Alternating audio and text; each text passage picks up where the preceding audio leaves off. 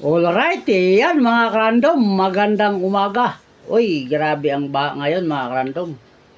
Ingat kayo dyan kung saan man kayo. Yung baha, landslide, kaya ingat tayo. Itong video na to mga krandom, sa mga magician muna tayo, no? Wala muna tayong demo. So dahil ipapasilip ko muna tong mga props na pang magician. So meron tayong turnoter. Yan.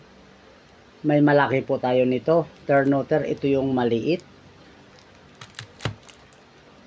At ito yung spring dick. Yan, meron tayong spring dick.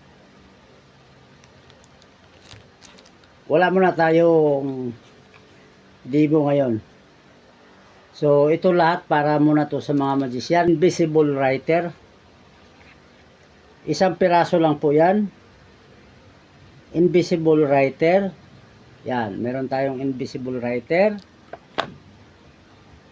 At ito yung meron tayong ball and base. Ito. At ito yung partner niya. Ito yung okay to box. Yan. At ito mga karandom may malaki. Pero parehas yung price niya. Yan ang diferensya. Parehas lang yung price niya.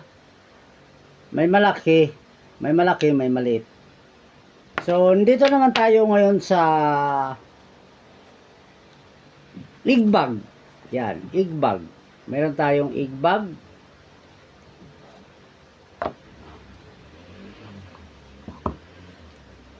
Yung pinagkaiba doon sa malini, puti yung itlog nung malini, igbag, no? Pero yung tila niya, wala pinagkaiba. Yung tila niya. Itlog lang ang nakaiba ang kulay. Sa malini, mayroon tayong malini igbag, 3. At ito naman siya ay 2. Galing kay Beacon Magic. Ito po. Yan. So yan yung ating igbag. 2 piraso lang to, 2.